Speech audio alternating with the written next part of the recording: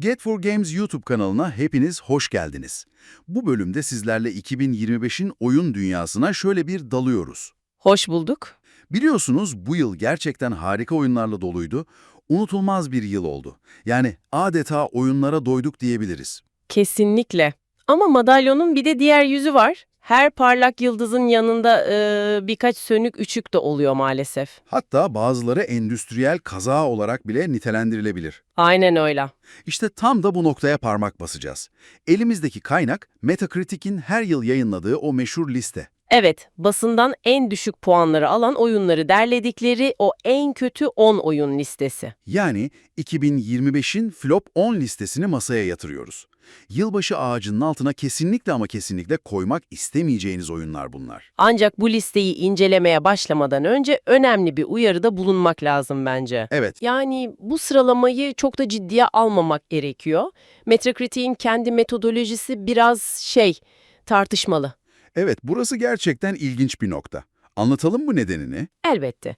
Şöyle ki, bir oyunun bu listeye girebilmesi için sadece 4 adet profesyonel inceleme yeterli oluyor. Sadece 4 tane mi? Evet, sadece 4.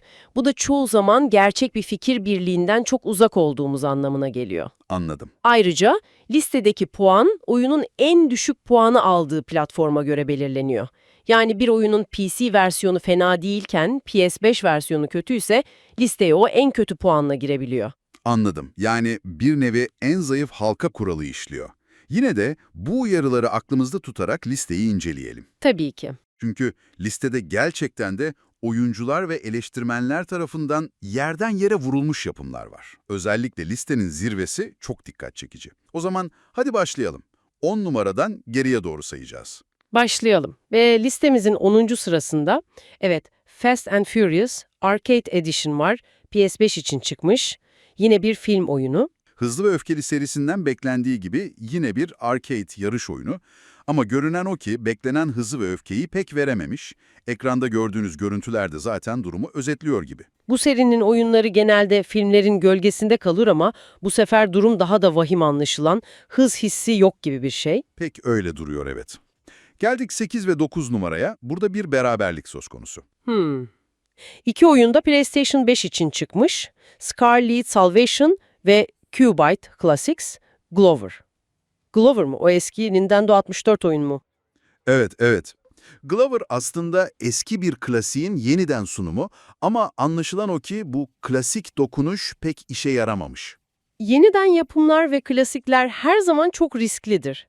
Nostaljiyi yakalayamazsınız veya modern standartları uyarlayamazsanız sonuç hayal kırıklığı olabiliyor. Glover'da da bu olmuş sanırım. Kesinlikle. 7. sırada yine bir PS5 oyunu var. Ambulance Life, A Paramedic Simulator. Bir paramedik simülatörü. Fikir olarak ilginç dursa da uygulamada sınıfta kalmış görünüyor. Belki de hayat kurtarmak ekranda o kadar da eğlenceli değildir. Ne dersiniz? Simülasyon oyunlarında gerçekçilik ve oynanış mekanikleri arasındaki denge çok hassastır. Yani o dengeyi tutturamazsanız oyun sıkıcı bir angaryaya dönüşebilir. Bu da öyle olmuş gibi duruyor. Listede 6. sıraya geldiğimizde şaşırtıcı bir isim görüyoruz. Tamagotchi Plaza Nintendo Switch 2 Edition. Tamagotchi mi? Gerçekten mi? Nintendo Switch 2 için çıkmış bir Tamagotchi oyunu. Tamagotchi markasının bu listede olması biraz üzücü. Tamagotchi gibi köklü bir markanın yeni nesil bir konsolda bu şekilde kötü bir başlangıç yapması ilginç. Muhtemelen beklentileri karşılamaktan çok uzak bir yapımdı. Arkadaşlar, bu oyunları gördükçe bize destek olmak için videoyu beğenmeyi ve kanala abone olmayı unutmayın.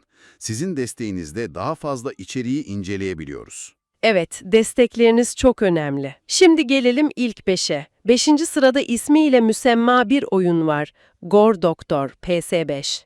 İsmi bile pek iç açıcı değil. Gore Doctor. İsminden yola çıkarak muhtemelen niş bir kitleye hitap etmeye çalışırken genel kaliteyi ıskalamış bir yapım olabilir. Hani o Surgeon Simulator tarzı bir şey mi denemişler acaba? Olabilir ama pek olmamış gibi. 4 numarada bir PC oyunu var. Spy Drops. Nihayet bir PC oyunu. Evet, casusluk temalı bir oyun ama Metacritic puanlarına bakılırsa gizemini pek koruyamamış. Listede platform çeşitliliğinin olması da dikkat çekici. Yani kötü oyunlar sadece konsollara özel değil. Aynen ve podyuma geldik. 3. sırada Blood of Mehran PS5 yer alıyor. Yine bir PS5 oyunu. Bu da yine PlayStation 5'e özel bir hayal kırıklığı olarak kayıtlara geçmiş. Bu noktada şunu fark etmek ilginç. Listede PS5 oyunlarının bir ağırlığı var. Bu platformda daha fazla oyun çıktığı anlamına gelebilir ya da kalite kontrolünün bazen atlandığını gösterebilir. Doğru bir tespit. Şimdi geldik en can alıcı kısımlardan birine. Evet. 2 numarada mobil bir oyun var ve bu oyun Nintendo imzası taşıyor. Fire Emblem Shadows iOS. Bu gerçekten şok edici. Kesinlikle. Nintendo imzalı bir yapımın bu kadar düşük puanlarla anılması son derece ama son derece nadir bir durumdur. Kaynaklar da özellikle bunu vurguluyor. Tabii. Anlaşılan o ki oyun mevcut Fire Emblem topluluğunu hiç ikna edememiş. Evet, özellikle yine mobil platformda olan ve çok sevilen Fire Emblem Heroes ile kıyaslandığında kalitesinin fersah fersah gerisinde kaldığı belirtiliyor. Bu yüzden bu sonuç pek de tartışmaya açık görünmüyor. Bu durum, büyük bir markanın isminin tek başına başarıyı garanti etmediğinin en net örneklerinden biri. Hatta bir marka ihaneti diyebiliriz buna. Ve geldik zirveye. Davul sesleri lütfen. Metacritic'e göre 2025 yılının en kötü oyunu Mind's Eye. Bu da PES 5. Mind's Eye. Listenin en tepesinde yer alıyor ve kaynağa göre bu sonuçta tıpkı Fire Emblem gibi pek tartışmalı değil. Yani genel bir kanı var. En kötü ünvanını almak gerçekten zor bir başarı.